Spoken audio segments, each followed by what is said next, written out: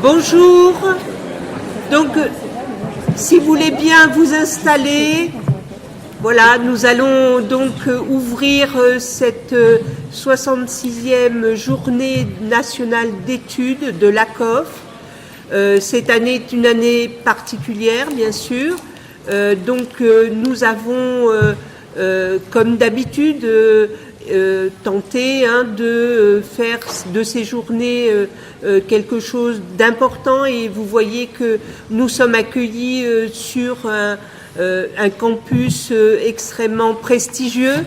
Voilà, et donc je souhaite que ces journées, en ouvrant ces journées, je souhaite qu'elles soient pour vous l'occasion de belles rencontres, de débats fructueux. Et nous allons rapidement maintenant accueillir donc Madame Dompnier, c'est plutôt Madame Dompnier qui nous accueille d'ailleurs, qui est présidente de l'Université Lumière Lyon 2 et que nous remercions vraiment de cette mise à disposition de ces locaux très prestigieux et très, très beaux, il faut le dire. Et voilà, je vais lui passer la parole pour qu'elle puisse nous dire quelques mots d'ouverture à ces GNE. Merci. Merci beaucoup. Merci de m'accueillir quand même. Ce sont vos journées d'études, donc je me réjouis de pouvoir être parmi vous. Mesdames, Messieurs, Madame la rectrice, chers membres de l'Association des conseillers et conseillères d'orientation psychologue, chers intervenantes et intervenants, je ne vais pas encore repérer, mais je vous souhaite évidemment la bienvenue dans ce bel amphithéâtre de l'Université Lumière Lyon 2, et c'est avec grand plaisir évidemment que je vous y accueille aussi. Et c'est toujours avec enthousiasme, je dois dire, que nous accueillons des manifestations et des journées d'études, que nous ouvrons les portes de l'université à des travaux et réflexions qui font écho à nos formations, à nos activités de recherche. C'est évidemment le cas ici, car vous savez peut-être, ou désormais en tout cas vous le saurez, la psychologie comme les sciences de l'éducation font partie des domaines dans lesquels l'Université Lyon 2 est particulièrement impliquée, avec des formations, de la licence au doctorat et des laboratoires de recherche, que ce soit en psychologie sociale, cognitive, clinique, ou en sciences de l'éducation avec le laboratoire éducation culture politique. J'ai la conviction que nous avons tout à gagner à faire dialoguer, à faire se rencontrer savoirs et pratiques professionnelles et recherche académique. C'est une des raisons, parmi d'autres, pour lesquelles je tenais à vous accueillir ici. Je me réjouis ici que vous soyez là parce que cette année voit la mise en place d'un nouveau corps de psychologues de l'éducation nationale. Cela constitue évidemment un enjeu majeur pour vous. Cela est aussi source de questionnement, comme on peut le lire dans la présentation très stimulante qui est faite de ces journées d'études. Mais cette transformation, avec la création de ce nouveau corps, marque aussi pour nous un tournant, puisque nous allons précisément porter la formation de ces psychologues de l'éducation nationale, à travers notre institut de psychologie et en lien étroit, évidemment, avec l'ESP. Ce sont en partie les mêmes questions que les vôtres qui nous animent aujourd'hui, et il importe que nous y répondions ensemble, que nos regards se complètent, que nos analyses se rencontrent, que nos formations soient en cohérence avec les métiers et l'activité professionnelle vers lesquels elles mènent, pour que nous puissions nous enrichir mutuellement. Voilà rapidement donc les quelques raisons qui font que je suis ravie de vous accueillir ici aujourd'hui. J'espère que vos échanges seront fructueux, que votre réflexion pourra progresser au cours de ces journées. Je vous souhaite donc d'excellents travaux et un très bon séjour à Lyon. Et je m'excuse par avance car je vais devoir vous quitter assez rapidement, mais en tout cas, profitez bien de ce bel endroit. Merci.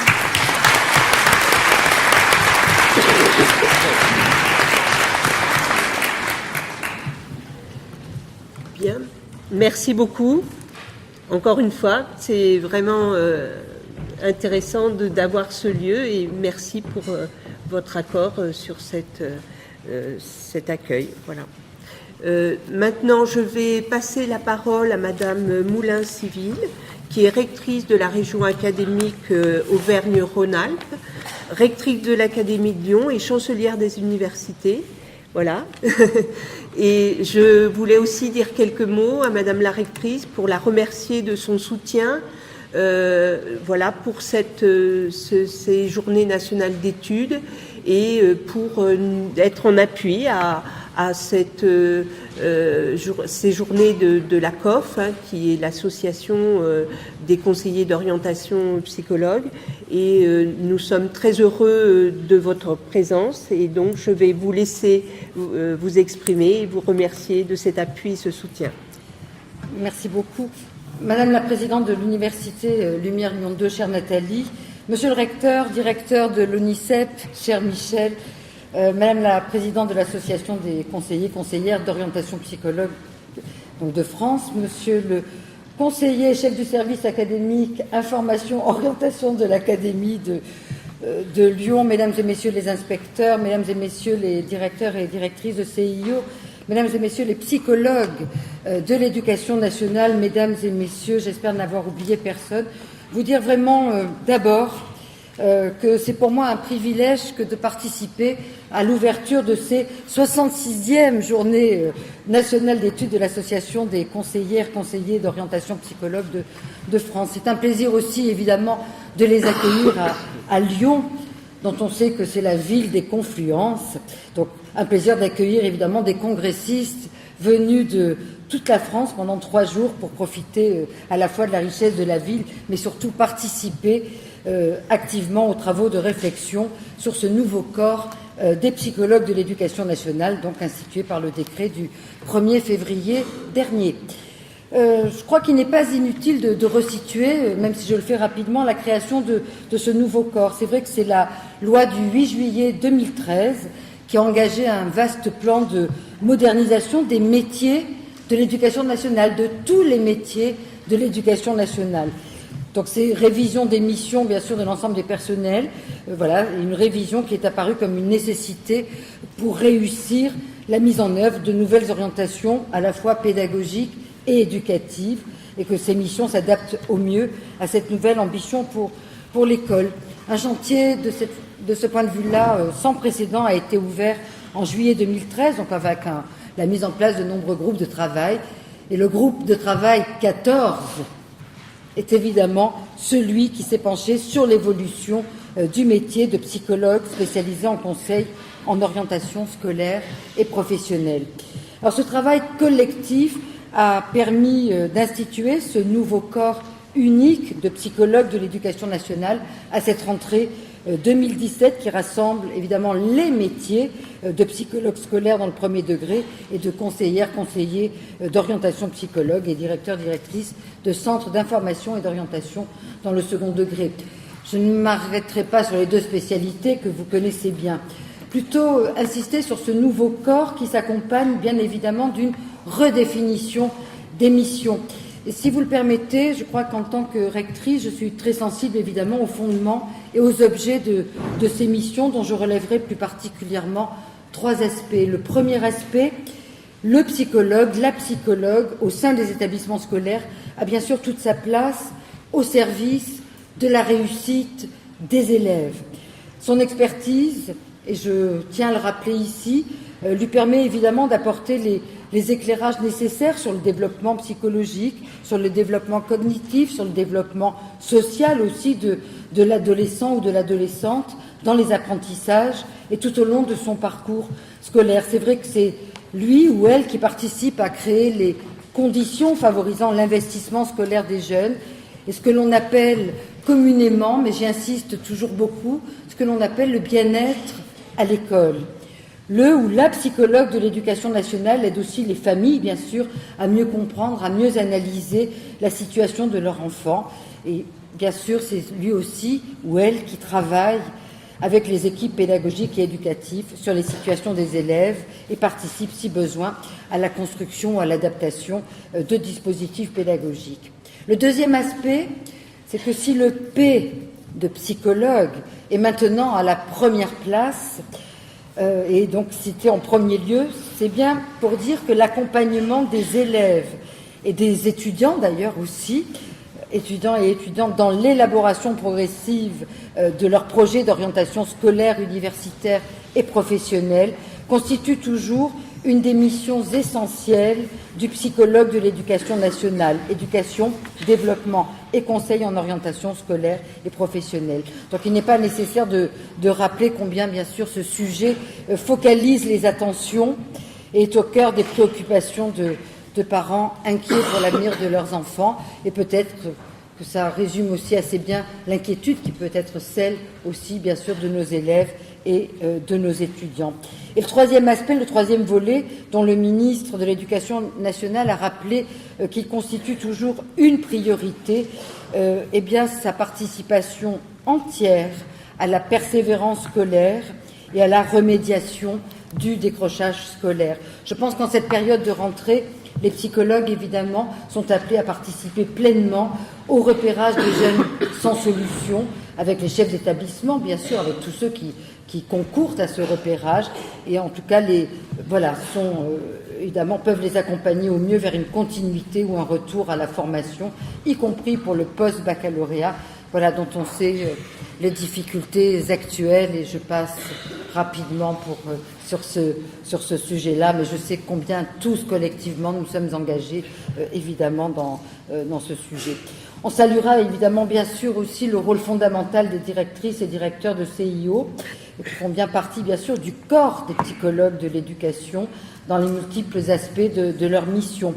Celle-ci, bien au-delà de la gestion administrative et financière, vise bien à conforter la place du CIO en tant que structure de proposition, d'expertise, de conseil aux établissements et aux autorités académiques, et bien entendu aussi à la dynamisation et à l'organisation de partenariats locaux, souvent porteurs de solutions riches et innovantes au service des élèves. Ce nouveau corps, vous le savez très bien, s'accompagne bien sûr d'un nouveau statut, d'un référentiel de compétences, vise aussi l'accompagnement des personnels et les rendez-vous de carrière avec une évaluation conjointe. On est bien engagé dans ces nouvelles missions, et c'est la raison aussi pour laquelle ce nouveau corps bénéficie d'un nouveau concours et bien sûr d'une année de stage avec titularisation à l'issue d'une année de formation en alternance, comme les autres personnels de l'éducation nationale. Et je pense que c'est évidemment ce qu'il était souhaitable de mettre en lumière.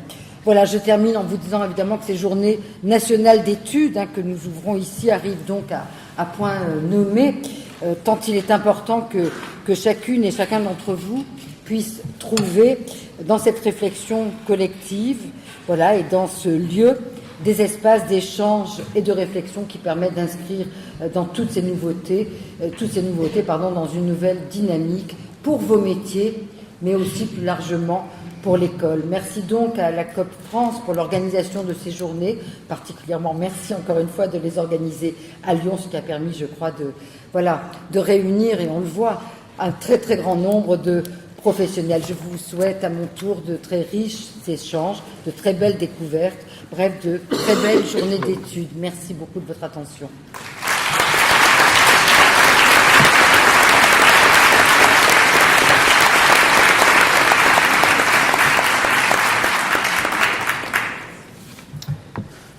Donc, nous allons continuer cette ouverture avec Monsieur Quéré, directeur de l'ONICEP. Je voulais aussi souligner que l'ONICEP a été très impliqué donc dans cette CGNE, puisqu'il est à l'origine de la conception de notre affiche, et on vous en remercie de tout cœur. Je vous laisse la parole. Merci. Ça marche. Oui, merci beaucoup. Alors moi je vais dire mesdames et messieurs en titre et qualité, comme ça j'oublie personne et j'embarque tout le monde. Je voudrais prendre le temps de remercier Madame Amici, parce que m'associer à cette cérémonie d'ouverture, c'est aussi une manière pour moi de m'excuser derrière le rendez-vous manqué de l'an dernier, si je puis dire, puisque je dois dire que je n'avais pu être présent parmi vous. J'étais juste d'arrivée récente dans la maison ONICEP, puisque ça fait un peu plus d'un an que j'en ai pris les rênes. Et je dois dire que cette présence, cette association, cette cérémonie d'ouverture, merci beaucoup, est pour moi prend une saveur toute particulière pour dire, dans une courte prise de parole, toute l'importance que j'accorde à l'articulation entre vos réflexions dans le cadre de ces JME et l'action que nous essayons, que nous portons au sein de la Maison UNICEF. Alors, je crois que, en fait, la mission de l'UNICEF est assez simple, en fait. C'est produire de la formation à des fins d'orientation. Il n'y a rien de plus simple à exprimer, et il n'y a rien non plus de plus difficile à faire, en quelque sorte. Et au fond, un an après, et c'est peut-être un message que je souhaitais partager avec vous en étant ici à Lyon ce jour, c'est de dire que je pense que l'UNICEF produit de très belles ressources pédagogiques pour aider les jeunes dans leur parcours. Et qu'en même temps, ces ressources pédagogiques sont insuffisamment utilisées, insuffisamment valorisées. Alors ça nous renvoie d'abord à nos propres turpitudes d'établissement, parce que nous ne savons pas suffisamment faire vivre les belles ressources pédagogiques que nous produisons.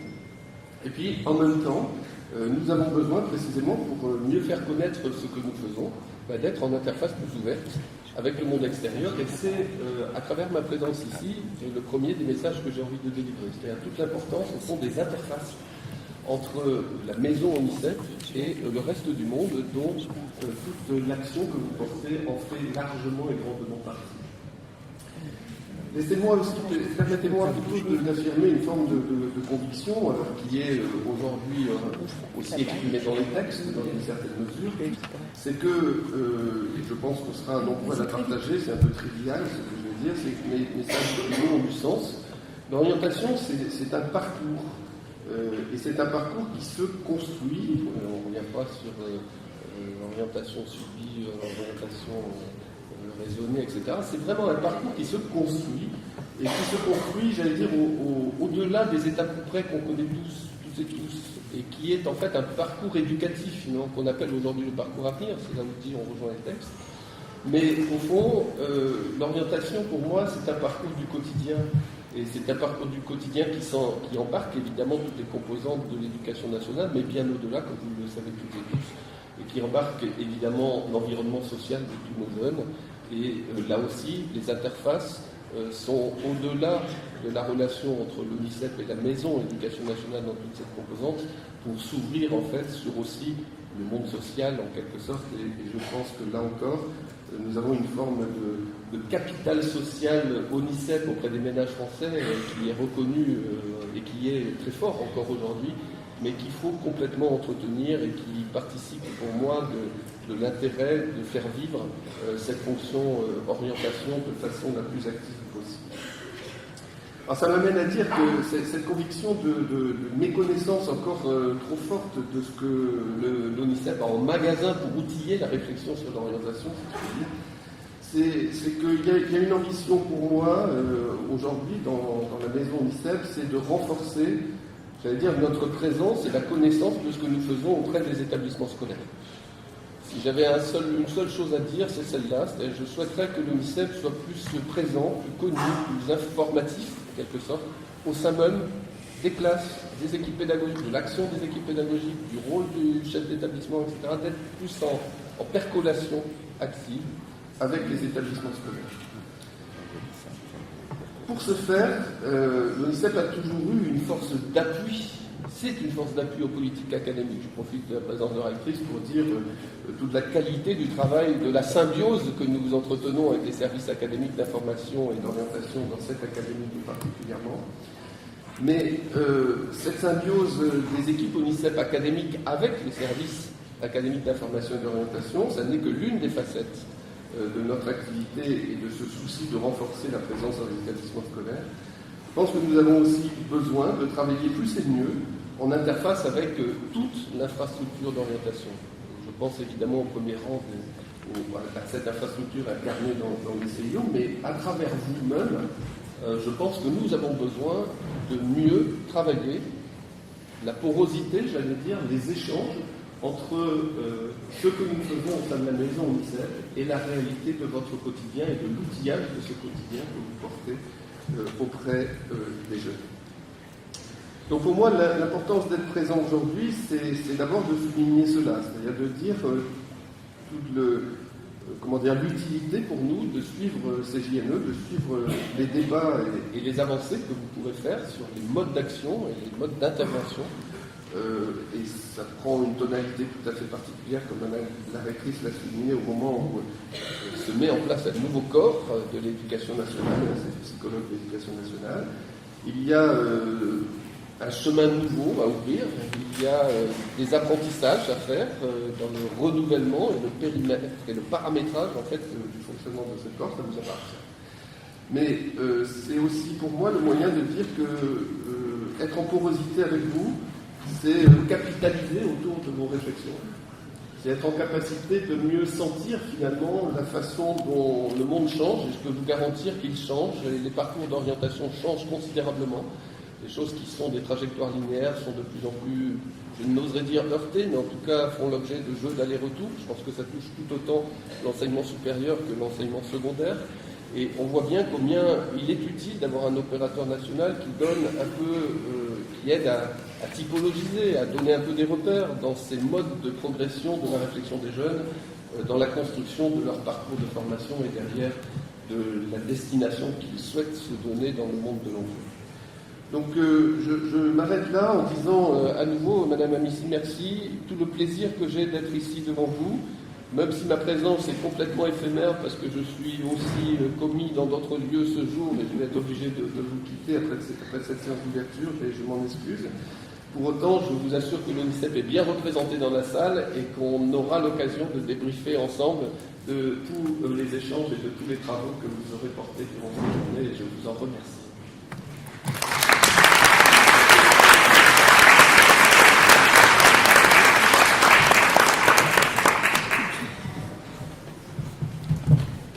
Donc nous allons continuer cette ouverture, ces allocutions d'ouverture, avec Monsieur Flamier, donc, qui est le chef de service académique d'information et d'orientation et délégué régional Auvergne-Rhône-Alpes UNICEF. Voilà, je vous remercie aussi, Monsieur Flamier, de votre appui et de votre soutien sur la mise en œuvre de ces journées nationales d'études.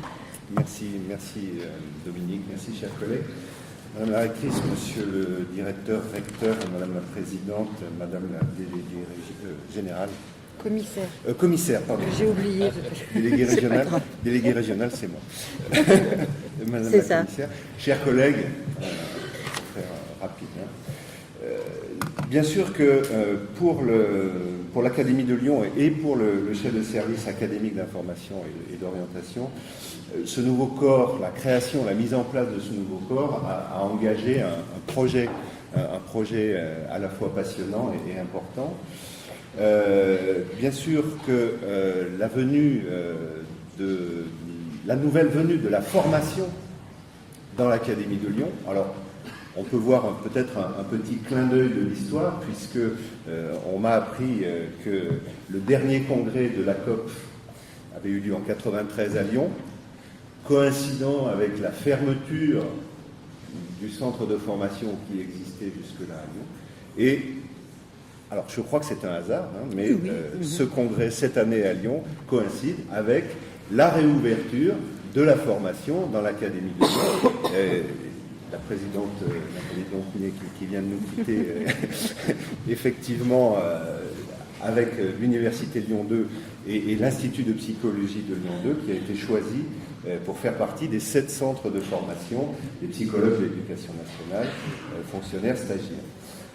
Donc cette équipe, ce projet, nous l'avons mené en équipe, bien évidemment, une équipe qui s'est mobilisée pour construire progressivement l'architecture de la formation avec 3 piliers. Donc l'Institut de psychologie pour l'approfondissement des connaissances en lien avec la pratique professionnelle, avec M. Baconnet. L'école supérieure du professorat et de l'éducation, bien évidemment, qui met en œuvre les enseignements, la formation, on va dire, du tronc commun, partagé, et l'idée c'est d'installer une culture commune, on l'a dit tout à l'heure, avec les autres personnels. On va vers c'est une accentuation, une forme de facilitation du travail collectif avec les professeurs, donc une culture commune.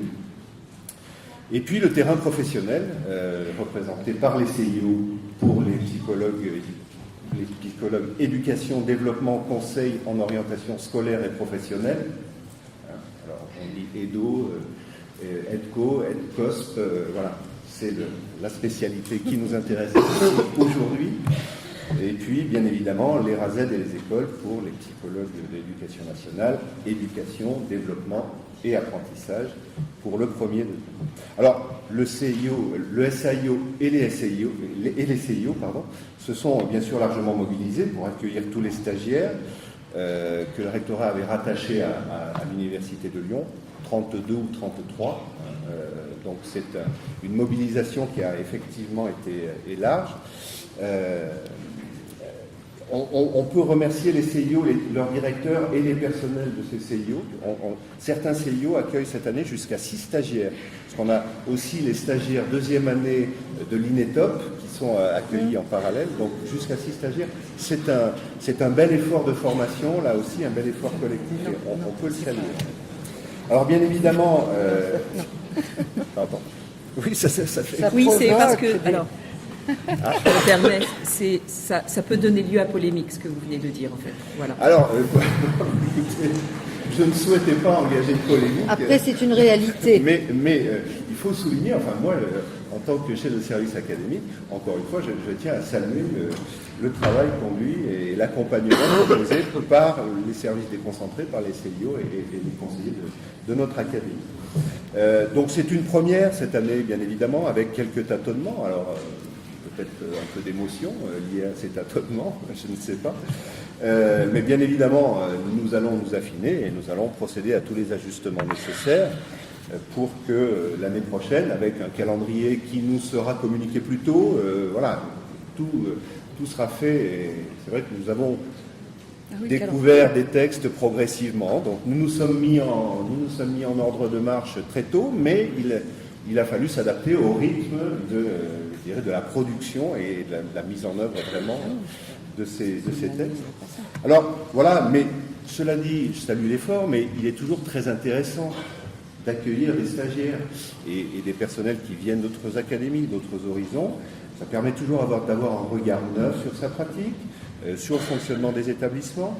Donc c'est une opportunité d'ouverture et d'accompagnement qui se présente pour les structures d'accueil. Alors, bien évidemment, notre mission au rectorat et aussi à Lyon 2, c'est également d'accompagner ces tuteurs.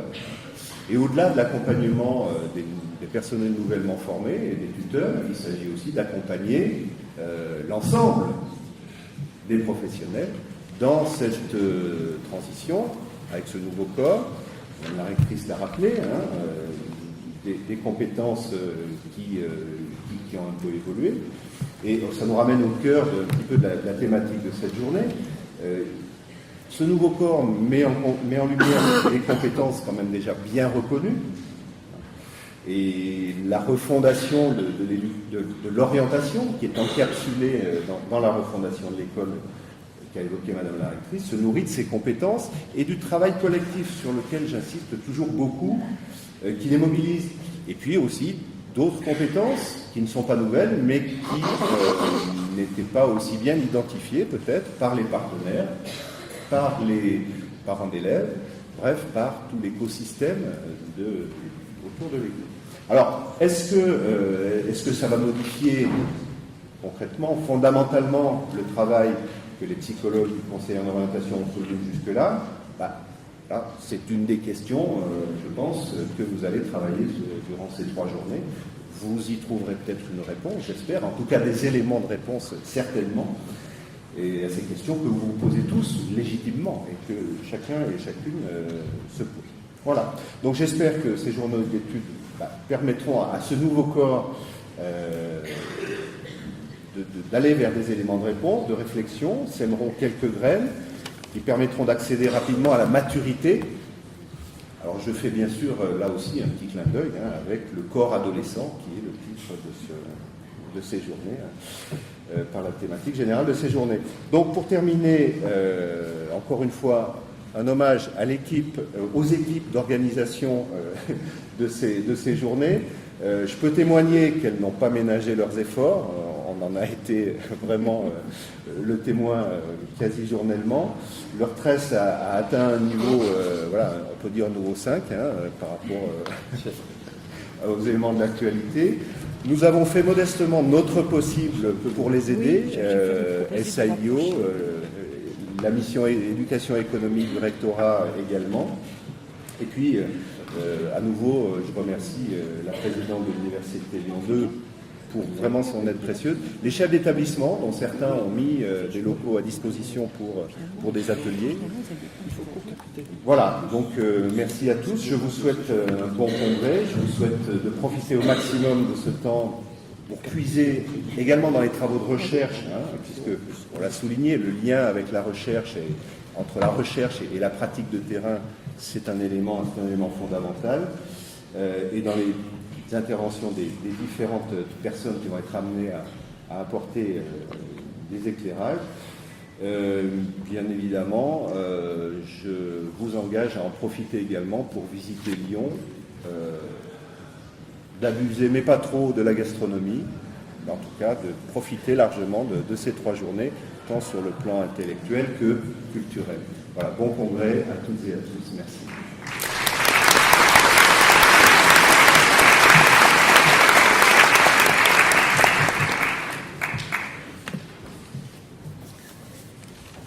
Donc voilà, simplement un petit mot d'accueil que je peux faire maintenant.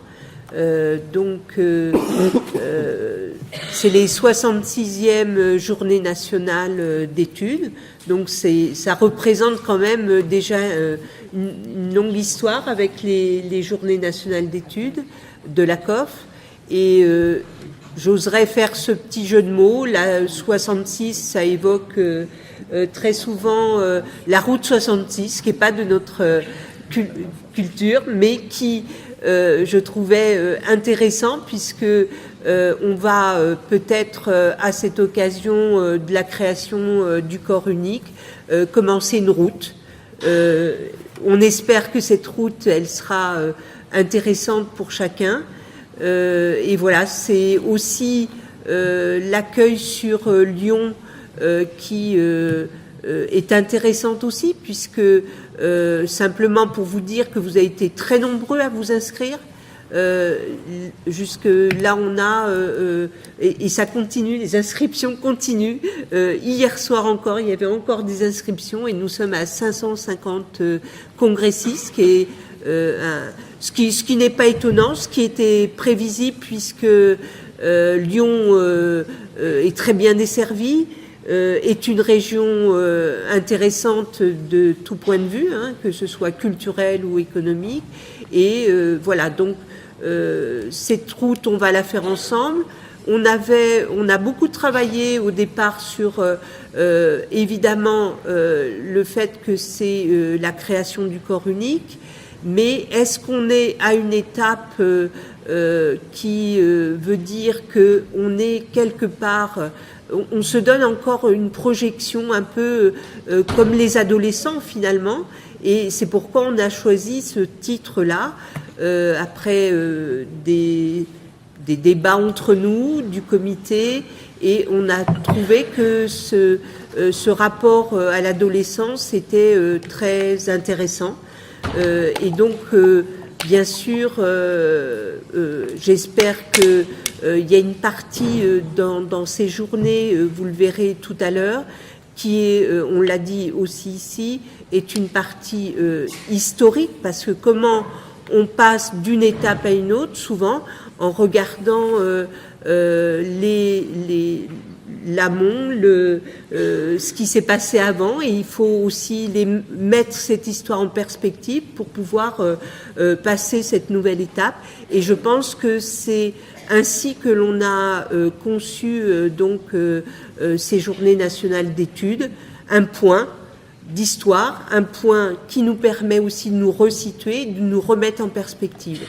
Voilà, c'est l'esprit de ces journées. J'espère que ça vous apportera. Je pense que ça ne sera pas fini à l'issue de ces journées, mais ça sera peut-être un moment où on va commencer, je le souhaite en tout cas, parce que ce corps des conseillers d'orientation ou ce corps des psychologues de l'éducation nationale du second degré est un moment important, et notre histoire est là, et on va continuer à travailler ensemble sur toutes ces questions de l'orientation, bien sûr. On va pas, voilà, c'est souvent il y a cette idée que la création du nouveau corps, on aurait mis de côté l'orientation, mais non, elle sera toujours présente.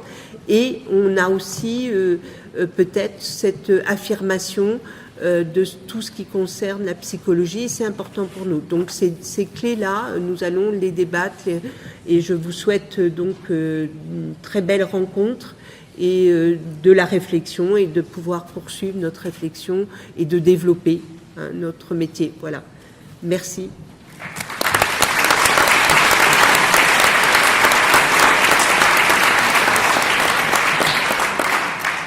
Donc, je vais passer maintenant la parole à la présidente de l'ACOF, donc, qui est Sylvie Amici, qui a été aussi beaucoup une aide précieuse dans la mise en œuvre de ces journées. Je la remercie beaucoup. Et donc, je vais lui laisser la parole parce qu'elle a vraiment des choses importantes à vous dire aujourd'hui. Voilà. Alors, bonjour à toutes et tous. En fait, j'aime pas faire des discours, je le dis à chaque fois, mais bon, l'exercice est là. Et en plus, on est en avance. Donc, vous imaginez bien, moi, à chaque fois, je compte un peu sur le fait que de ne pas avoir assez de temps. Et du coup, voilà. Mais non, je fais un signe à Dominique, parce que Dominique, à chaque fois, on était en retard et tu n'avais pas tout le temps. Bon. C'est parce que nous avons été particulièrement synthétiques. Donc, j'ai quand même préparé un discours. Alors, déjà, je voulais effectivement reprendre, comme ça se fait, remercier la présidente de l'université, vraiment l'accueil qui nous a été fait dans ce lieu magnifique. Je pense que vraiment, on peut tous... je trouve que, en tant qu'être humain, nous avons tous le droit à des beaux lieux.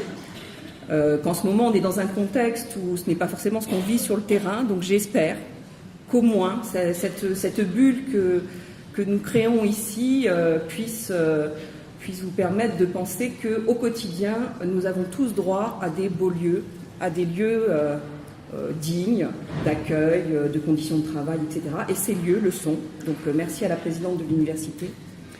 Remercier aussi Madame la rectrice, qui a vraiment, et toute son équipe, qui a vraiment facilité, après, je ne sais pas qu'est-ce que je pourrais mettre comme autre verbe, mais ça me paraît le plus complet, faciliter la tenue de ces journées nationales d'études dans une ville où c'est pas si simple. C'est vrai qu'Albic était d'une taille moins importante, les choses étaient plus simples à organiser. Là, les collègues, sur un grand territoire comme ça, finalement, là où on se dit qu'il y aurait plus de moyens, plus de possibilités, plus de... Voilà, se sont retrouvés face à plus de portes difficiles à ouvrir. On ne va pas dire qu'elles étaient fermées, mais difficiles à ouvrir. Plus de complications administratives diverses, mais pas de votre fait, on va dire, dans l'organisation, vous avez plutôt été une facilitatrice. À ce propos, du coup, j'y pense. Je vous annonce que le pot d'accueil à la mairie ce soir a été annulé. Voilà. Donc, vous avez votre soirée libre pour découvrir la ville. Enfin, je voudrais aussi remercier M. Quéré, directeur donc, de l'ONICEP, dont nous saluons la venue. Pour ceux qui sont des habitués des JNE, nous n'avions pas, on va dire, eu la possibilité qu'un directeur de l'ONICEP arrive à caler dans son emploi du temps le fait de venir à nos JNE depuis plusieurs années. Les rapports avec les services, peut-être que sur le terrain vous en êtes pas rendu compte, mais c'était pas si simple. Et M. Quéré, l'année dernière, quand il a pris ses fonctions, a vraiment, dans les premières choses faites, repris contact avec la présidence de l'ACOF que je découvrais. Ce n'est pas lié à ma personne. C'est vraiment voilà. C'est un lien qui me paraît important puisqu'on a des collègues qui travaillent à l'ONICEP et qui travaillent dans les DRONISEP. Ne l'oublions pas. Ils sont de moins en moins nombreux, mais ils sont là. Et je pense que être en constant dialogue avec eux est important parce qu'ils ont aussi une professionnalité de psychologue qui se développe d'une autre façon pour d'autres objectifs, mais qui est toujours une professionnalité de psychologue. Enfin, Monsieur Flamier, je vous remercie. Vous avez cité le petit aspect historique de ce rendez-vous qui n'en est pas un, mais qui finalement est un rendez-vous. Je citerai le nom de Geneviève Latreille, qui était une enseignante chercheuse en psychologie qui avait fondé le centre de formation de Lyon. Donc je vous invite à aller chercher, à googliser son nom comme on fait actuellement, parce que vous racontez toute l'histoire du centre de formation de Lyon, comment cette femme, parce qu'à l'époque, donc on est dans les années 70, ce n'est pas anodin, a créé le centre de formation de Lyon. Voilà, je vous invite, je vais pas en faire tout un discours, mais je vous invite à aller un petit peu reprendre contact avec cette histoire-là, qui fait que le centre de formation de Lyon avait une histoire particulière, avait un positionnement particulier dans la profession.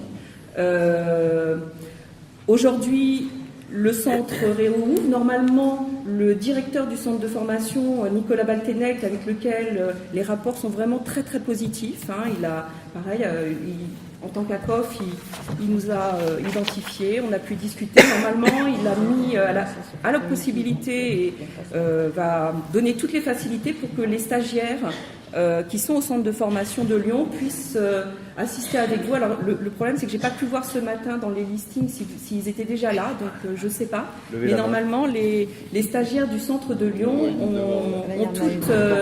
ont toute l'attitude pour assister à ces journées nationales d'études, et je les salue particulièrement. Ainsi que les autres stagiaires des autres centres de formation qui ont fait l'effort.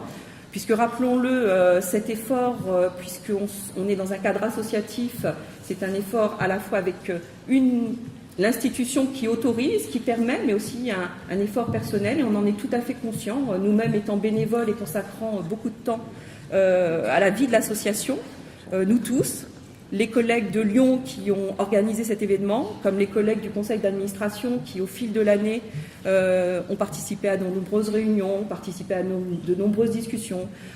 Je salue aussi les délégués académiques, nos délégués académiques que vous avez peut-être plus particulièrement croisés hier lors de l'Assemblée générale pour les adhérents qui étaient présents.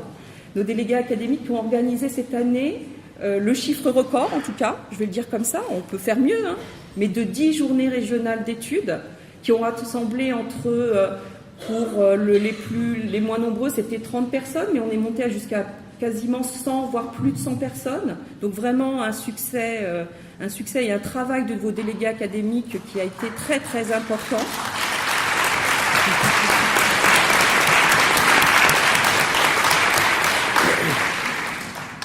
C'était une volonté de l'ACOF de quelque part revenir à votre rencontre sur le terrain, parce qu'on voyait bien que... Alors c'est vrai que le contexte de la création du corps posait beaucoup de questions, mais l'ACOF, c'est vous... Alors je suis en train d'anticiper sur ce que j'ai écrit dans mon discours après, en fait. Donc il faut peut-être que je me recale. Je vais me recaler, on va faire comme ça. Parce que sinon je vais partir trop loin et je serai perdue. J'étais en train de remercier. Donc je remercie les DA, voilà. Je les remercie encore. Ils font vivre l'association au niveau local. Ils nous ont permis, voilà, à plusieurs membres du CA d'aller directement vous rencontrer et d'ouvrir ce dialogue dont vous bénéficiez au niveau national quand vous venez ici, mais on sait bien que tous les collègues n'ont pas la possibilité ou parfois l'envie ou parfois l'idée de venir au congrès national. Et c'est vrai qu'au niveau local, ça permet vraiment, je pense, que ces journées régionales d'études ont permis de créer un espace de pensée, un espace aussi où on peut se réapproprier une identité professionnelle qui ne doit pas être unique, qui peut être en débat, qui est multiple, mais aussi, parce que ne l'oublions pas, je pense que dans certains lieux, ça a permis aussi de re-questionner l'institution et ce que l'institution, on va dire, prescrit. Mais je pense que c'est bien pour tout le monde aussi. On sait que dans vos demandes, beaucoup de vos collègues souhaitaient que la COF intervienne un peu comme un organisme de formation. C'est quelque chose que nous avons refusé. La COF ne doit pas se substituer à ce qui relève de l'institution, qui est la formation continue. Mais la COF est un espace une association qui est là pour vous proposer d'échanger, de débattre, de vous rencontrer. Alors je vais reprendre un peu plus clairement le fil de mon propos, parce que je voulais aussi remercier les nombreux adhérents qui étaient hier à l'Assemblée générale. Il faut que j'en parle parce que c'était un moment important de la vie de l'association. Lors de cette Assemblée générale était mis au vote le changement de nom de l'association et une actualisation des statuts et règlements intérieurs de l'association. Cela dans le contexte de la création du corps unique. Il nous semblait important de réexaminer, de voir comment les statuts qui dataient de 2000, qui avaient été validés à Reims lors des Journées nationales d'études de Reims en 2000, donc des statuts, règlements qui dataient un petit peu. Nous les avons mis en débat. Alors je vais pas vous énumérer tous les résultats, mais je pense que c'est important que je vous les communique. Ils seront disponibles dans l'espace adhérent du site de l'association de façon plus complète. Et il faut savoir que ces nouveaux statuts et règlements intérieurs ne prendront effet qu'une fois qu'avec Lydia et mes comparses du conseil d'administration, on aura tout bien rédigé et digéré. Et qui seront déposés en préfecture. Voilà, donc on a encore tout un travail très technique, très administratif à faire. Pour les résultats, donc je vous les donne rapidement. Pour le nom de l'association, la proposition que nous avons soumise à l'Assemblée générale a été refusée. Donc, pour l'année qui va se présenter jusqu'à l'année prochaine, jusqu'aux prochaines Journées nationales d'études, la COF s'appelle toujours la COF. Voilà. Donc, moi, ce que je vous propose dans le cadre des JNE, c'est continuer à en discuter. On avait fait une consultation lors des précédentes JNE, là on a fait des propositions. On remettra pareil dans le site tous les éléments qui nous avaient conduits à choisir, et c'était déjà en accès, si vous avez consulté dans l'espace adhérent, tous les éléments étaient déjà, en tout cas la plus grande partie des éléments étaient déjà là. Mais voilà, cette année la COF s'appellera encore la COF, c'est un fait. Ensuite, c'était des questions qui étaient posées pour les modifications des règlements intérieurs et des statuts. Des questions qui nous paraissaient importantes, c'est-à-dire que certaines, on aurait pu quelque part faire le choix de le faire sans même vous le soumettre au vote. Et puis on s'est dit non, c'est mieux, c'est mieux. C'était notamment le fait de faire usage de l'écriture inclusive. Vous savez, l'écriture où on met les féminins, les masculins, où on met tous les noms au masculin et au féminin, toutes les fonctions au féminin et au masculin. C'est vrai qu'on aurait pu décider de le faire, et puis je pense on se disait que vous auriez été d'accord. Et puis on s'est dit non, c'est un acte fort, parce que la COF s'est déjà positionnée il y a quelques années sous la précédente présidence, comme le fait que c'était quelque chose qui était important pour la profession, pour en plus les objectifs que l'on a. Et donc on l'a soumis à votre vote. Et si je retrouve les résultats, il faut savoir que sur 130 votes, vous avez été 124 à être pour, 4 à être contre et une abstention. Je pense que le compte n'y est pas. Qu'est-ce qu'il y a ? Ah oui, il y a un nul. Ah oui, il y a un bulletin complètement nul. Ah oui. Donc, alors en fait, il faut savoir que toutes les questions, parce qu'on ne pouvait pas faire voter à chaque question, puisque c'était un bulletin secret pour ceux qui n'étaient pas là, c'était un bulletin avec toutes les questions et tous les votes étaient sur le bulletin. Donc il y a un bulletin nul. Voilà. Merci Florent. C'est Florent, notre secrétaire général adjoint, qui notamment... voilà. Merci. La deuxième question, donc, était... Alors là, voilà, un peu plus partagée. On souhaitait introduire plutôt comme une ambition, parce qu'on sait que ce n'est pas le cas pour l'instant, mais et c'est Florence Pagès qui l'a exprimé de façon, donc vice-présidente de la COF, qui l'a exprimé de façon à la fois claire, précise, concise, c'est-à-dire une ambition. Les CIO et d'autres lieux où travaillent les psychologues de l'éducation nationale sont des services qui rassemblent des psychologues. Voilà. Et notre idée, c'était un endroit, un service qui rassemble essentiellement des psychologues. Ça s'appelle un service de psychologie. Alors, ça peut donner à discussion, et tant mieux. Et tant mieux. C'est vrai que d'un point de vue strictement, on va dire, factuel, réglementaire, nos services ne sont pas des services désignés comme des services de psychologie. Mais de fait, ce sont des services où ne travaillent quasiment que des psychologues maintenant. Voilà. Maintenant et déjà auparavant. Donc, dans nos statuts et règlements intérieurs, qui n'engagent que la COF, comme ambition, qui est celle de la création et de la reconnaissance de la psychologie au sein de l'école, sera désormais noté service de psychologie d'information et d'orientation. De l'éducation nationale, bien sûr, de l'éducation nationale. Les votes pour 85, les votes contre 36, donc vous voyez que c'est un peu plus partagé que l'écriture inclusive, abstention 8. La question suivante portait sur l'objet de l'association.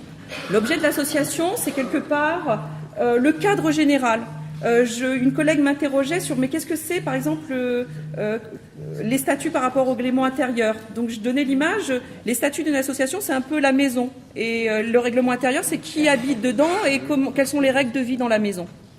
Donc dans les statuts, c'est-à-dire le cadre, les murs, le toit, dans l'objet, la majorité des membres du CA avaient fait une proposition avec l'idée que l'association devait rester un lieu tel qu'il était inscrit dans les anciens statuts, quelque part un lieu d'échange, d'ouverture, qui rassemblait tous les professionnels qui travaillaient au sein de l'éducation nationale et qui avaient pour objet de soutenir et la profession et les services. Nous avons rajouté aussi, parce que finalement ça n'y était pas dans l'objet, l'idée de contribuer, ça va vous paraître peut-être bizarre que ça ne l'était pas avant, mais de contribuer aussi au respect, de concourir au respect du développement psychosocial des élèves et des étudiants. Une autre proposition était faite qui redéclinait la plupart de ces dimensions d'une autre manière. Les votes ont été de 90 pour la version A, la première que j'ai citée, 31 pour la version B et 8 abstentions. La question 4, le vote 4, portait sur les objectifs et les moyens d'action. Je vais le dire très très rapidement, une version qui parce que faudrait presque tout relire, donc je ne vais pas me lancer dans ça, mais une version, deux versions, qui, pour la version A, qui avait été celle retenue par la majorité des membres du CA, a été plébiscitée à 103 votes, la version B, 17, et les abstentions, 8 abstentions. Et là, par contre, il manque quelque chose, c'est ça? Il en manque un. Oui, Madame la rectrice. Ah, Madame la rectrice. Excusez-moi. Oui, je ne pouvais que commencer par ça. En tout cas, je vous remercie. De se lever au milieu je sais que vous avez une réunion. Voilà. Oui. Je pense qu'il faudrait peut-être demander à supprimer les réunions. Oui. Je vais en dire un mot au préfet. Voilà. Merci beaucoup.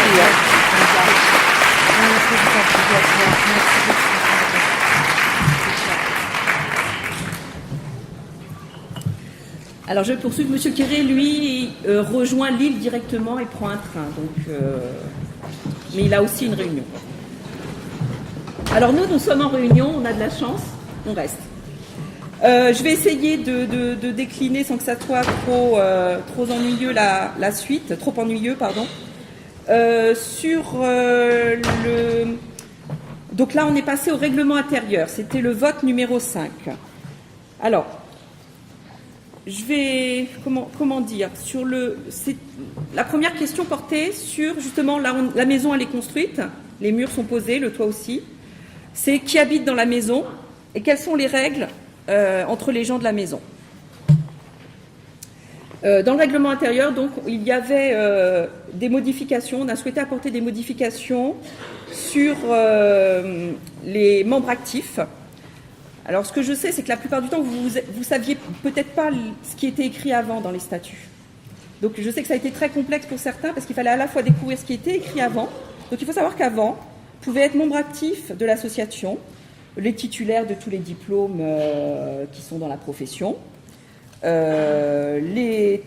tous les conseillers d'orientation psychologue. Donc vous voyez bien que ça nous appelait à modifier, puisque nous ne sommes plus appelés conseillers d'orientation psychologue, titulaires, stagiaires, auxiliaires, contractuels, vacataires, les directeurs de CIO, les UNIO, les XAIO en activité aux retraités.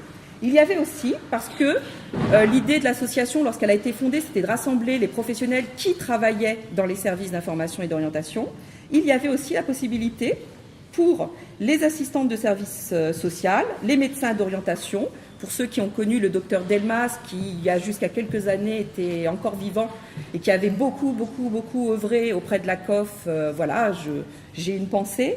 Les personnels administratifs, chaque année nous avons des personnels administratifs qui souhaitent adhérer à l'association, bien sûr exerçant ou ayant exercé dans les services d'information et d'orientation. Les membres du CA, globalement, on était tous d'accord sur le fait qu'il fallait modifier, et les appellations et beaucoup de choses, et le fait de se positionner et d'avoir une identité inscrite pleinement dans la profession de psychologue et dans le champ de la psychologie nous poussait à modifier. La proposition A, qui avait été retenue par la majorité des membres du CA, était d'avoir en axe, on va dire 2 axes principaux pour définir les membres actifs. C'est le fait d'être détenteur de diplômes qui ouvrent droit au titre de psychologue, et de l'autre côté, le fait d'exercer au sein des services d'information et d'orientation de l'éducation nationale. Donc, je vous invite ensuite à relire plus précisément, mais ce sont les 2 axes qui nous ont paru les plus simples, pour ne pas être dans une déclinaison non plus où on oublierait, où on exclurait, où on reporterait des gens vers une autre possibilité que celle d'être des membres actifs de l'association. D'autres collègues au sein du CA pensaient que la création du corps de psychologue de l'éducation nationale était peut-être l'occasion d'avoir un éclaircissement, je ne suis pas sûre que ça soit le mot. Ce que je veux dire, c'est que malgré ce qui s'est passé hier, si vous avez été à l'AG, ça a été tendu, ça a été difficile. Je veux réaffirmer ici, je l'ai dit aux collègues, je comprends ce qu'ils proposaient. Je n'étais pas d'accord personnellement, mais je le comprends. Et donc leur proposition, qui s'entend, qui peut s'entendre, mais qui, selon moi, ne correspondait pas à l'histoire de l'association, et donc, en tant que président et en tant que personne et en tant qu'adhérente à l'association à laquelle j'ai adhéré un jour et à laquelle j'ai souhaité m'impliquer plus, la proposition B, selon moi, mais après vous pouvez en rediscuter, était l'idée d'avoir une affirmation encore plus forte que c'était une association de psychologues de l'éducation nationale et qui affirmait cette identité comme étant le seul axe de détermination des membres actifs. Pour le vote, vous avez été 107 à voter pour la première proposition, la proposition A, celle où il y a 2 axes, le titre, les diplômes donnant droit à l'usage du titre de psychologue, et l'appartenance au service d'information et d'orientation. Vous avez été 18 à voter pour la proposition B et il y a eu 4 abstentions. J'ai oublié, excusez-moi, parce que du coup j'étais focalisée sur les membres actifs. Il y avait aussi des choses dans les membres associés, mais du coup la rubrique des membres associés qui avant était plutôt brève, s'est enrichie, c'est-à-dire que tous les personnels dont on parlait tout à l'heure, personnels qui travaillent dans les services et qui n'ont pas le titre de psychologue, pourront être membres associés de l'association, donc pourront continuer à être adhérents de l'association. Un sixième vote vous était proposé. C'est par rapport au comité de lecture de l'association. Il était noté antérieurement que le comité de lecture de la revue était présidé par le directeur de la publication. La proposition qui avait été retenue par la majorité des membres du CA était de noter que le comité de lecture était présidé par la président-présidente et dirigé par la directrice de la revue. Ça, c'était la proposition A. La proposition B, c'était que le comité de lecture était dirigé par la directrice de la revue. Ça peut paraître une question... on a passé beaucoup de temps parce que c'est une question quand même importante, à la fois pour des questions de responsabilité légale, mais à la fois pour des questions aussi symboliques et aussi pour le CA, quand il avait retenu l'idée d'inclure le fait que l'association était présidée par le ou la présidente de l'association, était plutôt dans l'idée de démontrer qu'il y avait un vrai soutien et une vraie implication de l'association, que la revue n'était pas un objet déconnecté de l'association dont on n'aurait que faire en fait. Ça a été interprété et compris différemment. Je le regrette vraiment. Peut-être n'avons-nous pas eu le temps ou pas pris le temps d'assez dialoguer. Pour les votes, de fait, c'est quand même la proposition A qui a été retenue. Donc à 77, vous avez été 77 à voter pour la proposition A, 37 pour la proposition B et 15 abstentions. Enfin, il y avait un dernier vote qui était simplement de valider l'ensemble des modifications autres qui étaient proposées. Alors, comme du coup j'ai été très lente, ça va, je suis bonne sur le Très timing. bien. Alors je vais essayer maintenant de vous parler de choses plus... C'est un peu la même chose. Là, c'était quelque part très, très technique, mais l'air de rien, tout ça, ça parle de notre profession et peut-être de la difficulté à se projeter dans ce que la création du corps de psychologue de l'éducation nationale va provoquer. Je vais reprendre le fil de mon discours suite à l'annonce donc des résultats. Ce que j'avais essayé de préparer, c'était quelque chose qui soit un peu plus dynamique et amusant. C'était de vous dire qu'au fil de ces journées d'études, vous ne le savez pas encore, mais vous allez rencontrer des collègues, mais vous allez devoir les redécouvrir. Car, si vous vous tournez à votre droite ou à votre gauche, c'est une psychologue de l'éducation nationale que vous avez.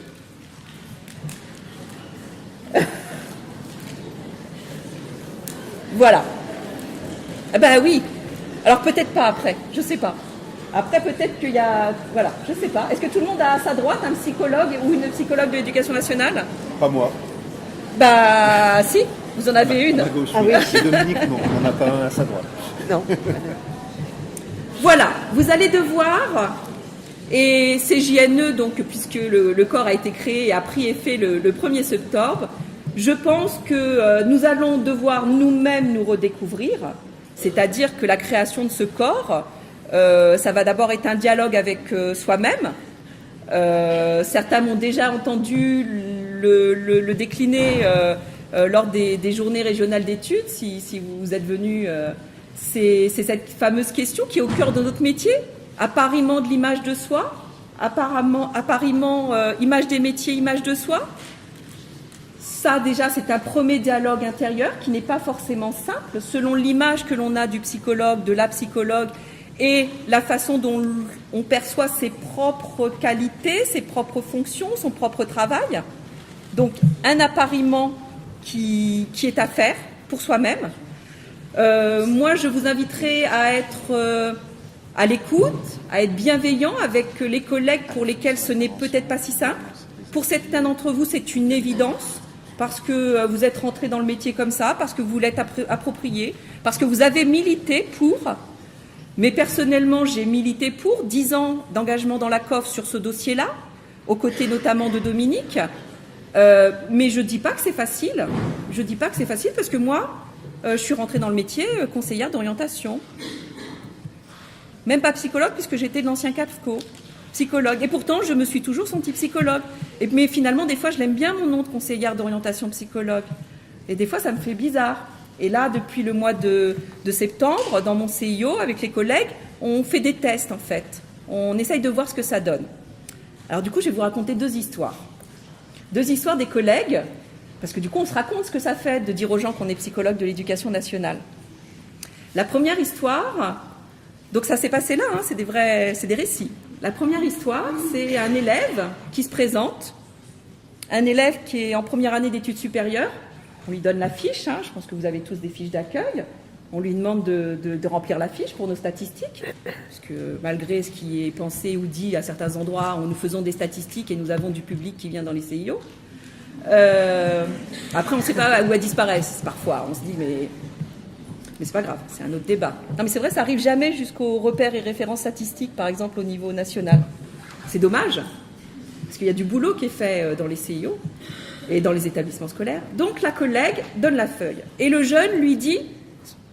Un jeune, hein, donc jeune étudiant qui vient d'entrer dans le supérieur, parce que c'est écrit, hein, voilà, je suis en prépa, CPGE, littéraire.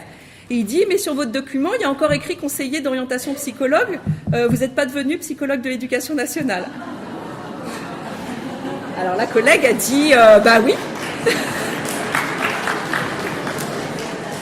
La collègue a dit, bah oui. Alors elle le laisse finir, elle revient nous voir, elle nous dit oh là là là là. Mais je sais pas, il y a Sophia quelque part? Où elle est où Sophia? Hein? Voilà, c'est une collègue, parce qu'on travaille comme ça de façon très, très collective, donc c'est une collègue de mon CIO. Donc Sandrine, je peux la citer, qui revient nous voir, qui dit oh là là, là il y en a un, attention, et il me dit qu'il veut voir, lui ce qu'il veut c'est voir un psychologue de l'éducation nationale, une psychologue de l'éducation nationale. Bon, elle y va, elle le reçoit. Je vais vous dire sa demande. Donc vraiment sa demande, lui, il était sur le registre. Moi, ce que je veux, c'est quelque part, c'est le service psychologue de l'éducation nationale. C'est conseiller d'orientation. Moi, j'ai pas de problème d'orientation. Je suis un excellent élève, je suis brillant. J'ai eu mon premier vœu APB. Alors, dans la masse des élèves qui n'avaient pas leur vœu. Merci de signaler qu'il y en a quand même qui ont leur vœu sur APB. Oui. Ah non, vous ne m'entendrez rien dire sur APB. Hein. Moi, je ne dis pas que c'est APB le problème, pas du tout. J'attends juste qu'ils nous disent qu'ils inventent un nouveau APB qui ne se rappellera pas APB, qui s'appellera, je ne sais pas, PBA, mais qui soit le même algorithme. On verra. Donc, je reprends mon histoire, parce que je vois bien que ça vous met un peu plus, voilà, c'est un peu plus entraînant que ce que j'ai raconté. Donc, voilà, je suis en prépa. C'est mon premier vœu. Il a été pris dans une très bonne prépa littéraire sur Paris. Excellent niveau. Sauf que voilà. Il n'est pas sûr d'avoir fait le bon choix. Il s'inquiète. Il se pose des questions. Il se demande si finalement la prépa c'est bien fait pour lui, s'il ne serait pas mieux à la fac. Il se demande ce qui est possible si ça ne marche pas en prépa. Il se demande mais qu'est-ce qu'il va faire avec une prépa? Est-ce qu'il n'aurait pas mieux fait de faire histoire de l'art à la fac? Parce que ça lui paraissait plus concret que la prépa. C'est-à-dire que la collègue revient en nous disant ça va.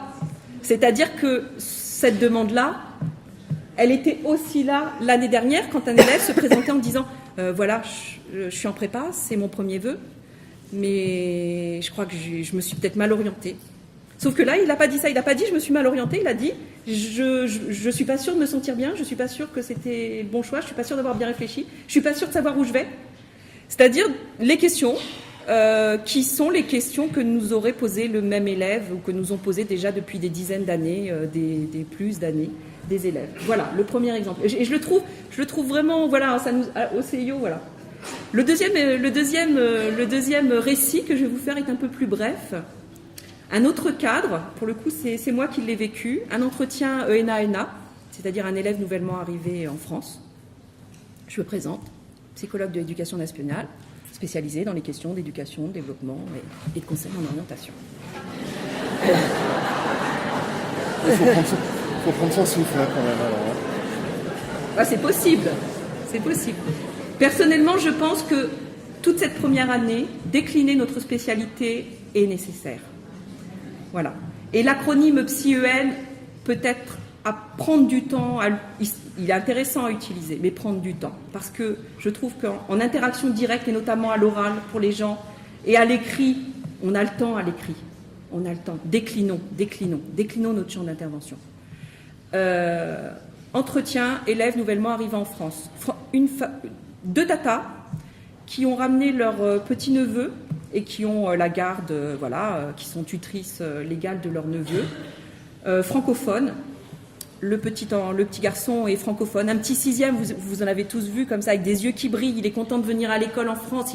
Il est super. Il est voilà, tout mignon là, un petit chaton comme ça là, voilà. Sauf qu'il est francophone, donc il maîtrise l'oral, mais il n'est pas du tout scripteur. Voilà. Une tata qui est plutôt confiante, qui dit oui, on va voir ce qui est possible. Là, s'il doit repasser par un dispositif, il repassera par un dispositif. Et puis voilà. Une autre tata qui est beaucoup plus angoissée, qui dit ah oui, mais moi, quand je suis arrivée en France, qui a un vécu qui est que quand elle est arrivée en France, elle a l'impression d'avoir été méjugée parce qu'elle maîtrisait mal la langue française et que comme elle avait peur de mal s'exprimer, elle parlait peu ou pas et qu'elle avait l'impression qu'on l'avait déconsidérée du fait qu'elle n'accédait pas à une expression orale satisfaisante, mais en sachant qu'elle savait parler français mais qu'elle avait peur de mal s'exprimer. Je fais mon entretien, donc vous connaissez tous, je pense qu'on a le même genre de pratique, à la fois un entretien qui est sur un document qu'on peut remplir de façon assez technique, mais au fil de ce document, je pose des questions, j'interpelle l'enfant pour voir comment il envisage les choses, comment il se projette, lui, dans ce cas de scolarité, etc., etc. Et au fil de mes questions, le petit, qui des fois hésite à me répondre, met du temps, est un peu... Et la tata, qui est très angoissée, elle, avec ce vécu négatif, qui dit mais réponds, elle va croire que t'es bête et que tu connais rien et que tu sais pas. Et l'autre tata qui lui dit mais non, elle est psychologue, elle lui pose des questions pour comprendre comment ça va être pour lui, pour bien comprendre la situation. Voilà. Alors cet entretien-là, c'est celui que je faisais l'année dernière et que je faisais les autres années. Sauf que là, c'est un cadre vraiment, pour le coup, très... où on peut se dire, qu'attendent les gens? C'est un entretien d'accueil. Pour élèves, non, francophones, du coup, mais arrivant de l'étranger. Et cette tata, qui du coup comprend et qui explique que le fait que je pose des questions n'est pas pour évaluer, catégoriser, classer, mais bien pour être dans une interaction qui permet de comprendre, d'aider l'enfant aussi à s'approprier ce qui va se passer dans son adaptation et dans son inscription scolaire. Voilà. L'année prochaine, on aura encore d'autres, on aura plein d'histoires en fait l'année prochaine à se raconter. C'est ça qui va être chouette. C'est qu'on a un an pour voir quel effet ça fait aux gens quand on va leur dire, et je sais que vous allez pouvoir aussi commencer à vous en raconter, on a un an pour voir ce que ça fait quand on dit aux gens qu'on est psychologue de l'éducation nationale et qu'on intervient dans les champs de l'éducation, du développement et du conseil en orientation scolaire et professionnelle. Un an pour tester, parce que quelque part on l'a fait un peu comme un test avec les collègues, c'est-à-dire qu'on y va, et on voit. Donc voilà, je vous ai raconté ces deux histoires parce que je trouve qu'elles illustrent mieux que des arguments, qu'un discours général, et ça correspond mieux à ma personnalité, ce qui se passe. Est-ce que du coup je suis dans le timing? Oui, alors on prendra peut-être un peu de temps pour expliquer le fonctionnement des ateliers. Je disais à Sylvie, oui, on est dans les temps, mais il faudra un petit temps pour vous expliquer comment fonctionnent les ateliers. Voilà, comment fonctionnent les ateliers. Alors donc je vais considérer que je termine en fait mon discours, on va faire comme ça. Parce que là, après ces deux histoires, moi du coup je suis dans mes histoires, là je suis retournée dans... Vraiment, je suis dans mon CIO, je suis...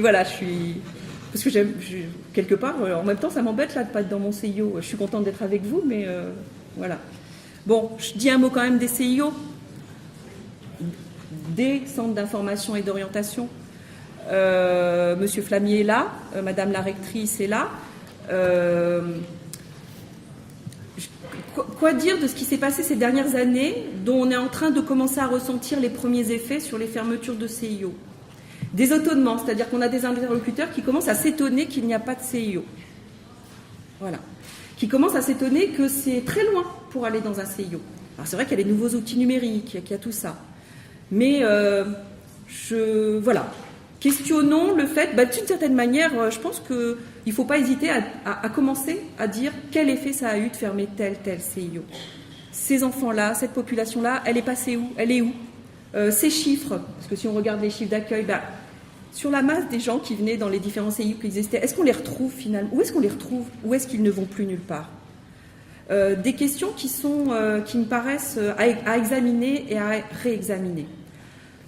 CIO, la formation. Peut-être que certains s'inquiètent de la façon dont la formation des collègues stagiaires va se mettre en place. Effectivement, M. Flamier l'a dit, ça s'est mis en place de façon pas simple pour tout le monde. je le reconnais. La COF, en tant que société, en tant qu'association qui participe aux travaux de la Société française de psychologie, nous allons, d'ici la mi-année, faire une sorte d'enquête, de sondage auprès des centres de formation pour voir un petit peu comment ça s'est mis en place et voir, en tout cas, on va dire, aider au mieux les centres de formation pour réfléchir à la formation des collègues. Parce que visiblement, il y a quand même des différences sur le territoire et des différences d'organisation qui commencent à être importantes et qui sont peut-être pas... Essayons de concourir au fait que ça se passe le mieux possible. Quoi vous dire d'autre ? Je vais m'arrêter là et avoir simplement un mot et une pensée pour aussi les collègues de Guadeloupe. Il y a des collègues qui sont dans l'assistante. On a Aline Robin, notre déléguée académique et ex-membre du conseil d'administration qui maintenant fait un travail remarquable en Guadeloupe. Donc nous avons quelques collègues d'outre-mer qui sont parmi nous. Et vu les événements actuels, l'incertitude du fait de savoir si le vent va tourner ou pas, je voudrais les saluer, avoir une pensée pour eux. Et faire quelque part le lien, c'est-à-dire que j'ai vu récemment sur des forums des collègues qui, situation de crise, bouleversement, etc. Le psychologue de l'éducation nationale au sein des équipes éducatives, est-ce qu'il doit se mettre en retrait parce que ça ne le concerne pas du tout, ou est-ce que ça le concerne absolument, ce qui se passe quand il y a des drames au niveau local ? Je laisse la question ouverte. Je salue juste les collègues et on pense très fort à eux et je vais clore mon discours de cette manière-là. Merci.